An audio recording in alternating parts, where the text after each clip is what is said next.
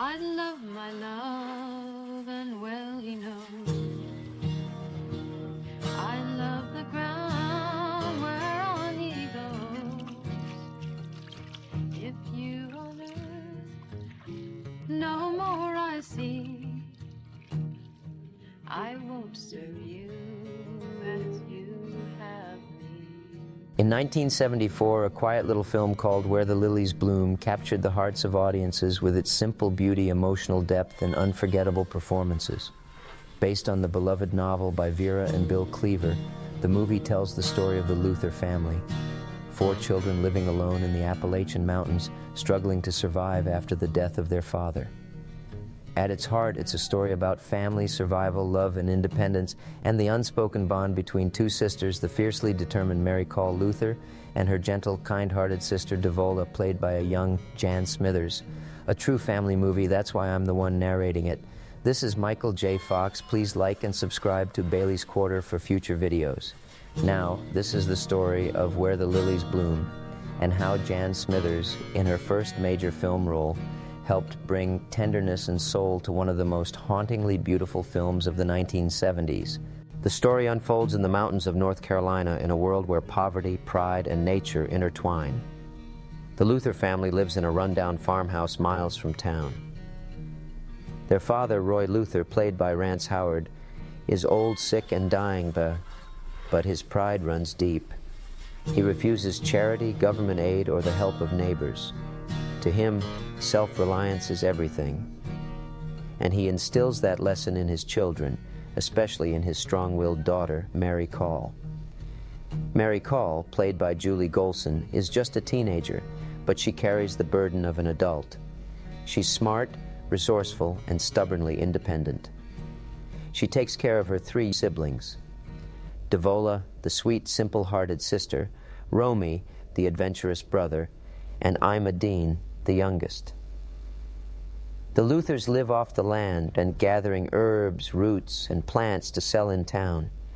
Their world is hard and unforgiving, but there's a beauty in it too, the kind that comes from living close to the earth. And then there's Devola, played with quiet grace by Jan Smithers in her film debut. Devola is the eldest sister after Mary Call, beautiful, innocent, and kind, but often underestimated. She's simple in spirit, easily distracted, and sometimes called cloud-headed by her sister. But underneath her gentle nature lies a deep well of love and empathy.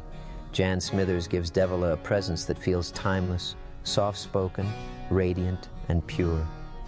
She's the warmth in the Luther household, the one who hums while she works, tends the younger children, and dreams of a love she's never been allowed to have. Where Mary Call represents strength and reason, Devola represents the heart, the tender side of survival. Devola's innocence contrasts sharply with Mary Call's hard practicality. Jan Smithers' performance captures this perfectly, her eyes always half lost in thought, her voice melodic but uncertain. You can feel her yearning for freedom, for affection, for a life beyond struggle. And yet, as we soon see, the world and her sister have different plans for her. Kiser Pease was the landlord of the Luther family. As Roy Luther's health worsens, he calls Mary Call to his bedside for one last conversation. He makes her promise as solemnly that when he dies, she won't let anyone take his children away. He doesn't want charity or pity or interference from social workers. He wants the Luther children to survive on their own, off the land just as he taught them. And he makes one more request. He tells Mary Call that under no circumstance should Devola marry Kiser Pease, the awkward but well-meaning neighbor who's been courting her. In Roy Luther's eyes, Kiser is uneducated, unreliable, and unworthy of his daughter. Mary Call promises to keep both vows, not realizing just how heavy those promises will become. Soon after, Roy Luther dies, quietly, in his bed as the autumn winds sweep over the mountains. And from that moment on, everything changes.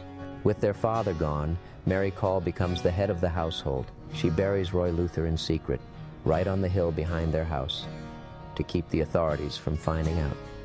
If anyone learns that their father's dead, the state might split the children apart. So they tell no one.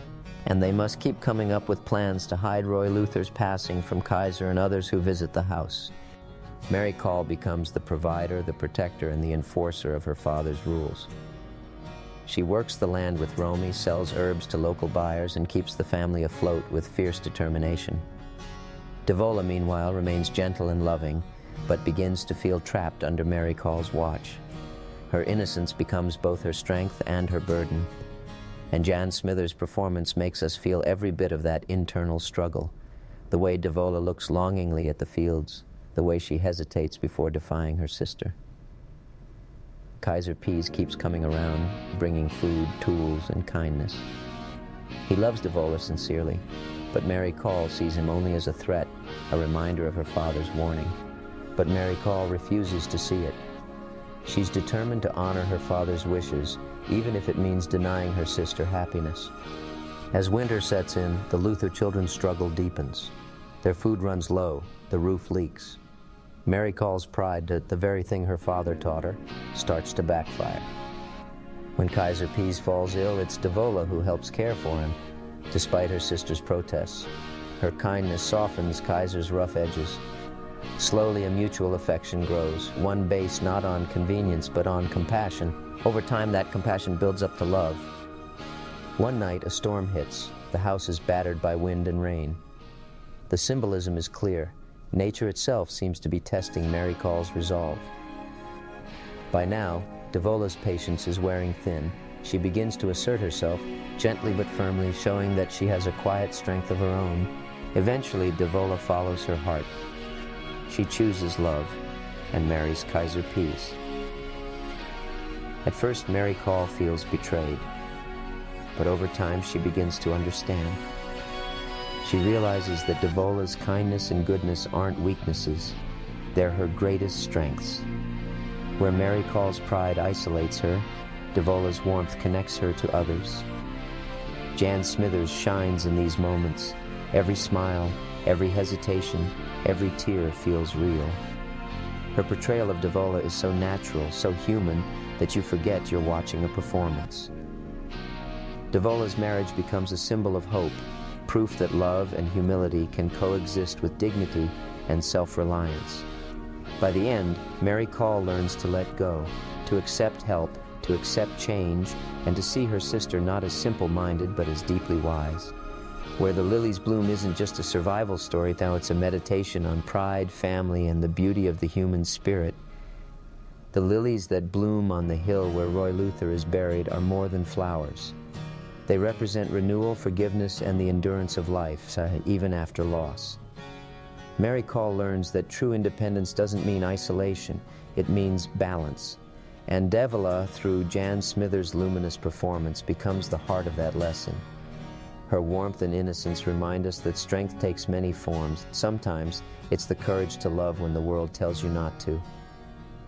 When the credits roll, what stays with you isn't just the story of hardship. It's the memory of Devola's smile, Mary Call's resolve, and the quiet dignity of the Luther family standing tall in their Appalachian home. Jan Smithers' role in Where the Lilies Bloom was small but unforgettable. It was the beginning of a career built on subtlety, authenticity, and grace. And just like the lilies in the film, her performance continues to bloom in the hearts of those who discover it. I love my love, and well he knows. I love the ground whereon he goes.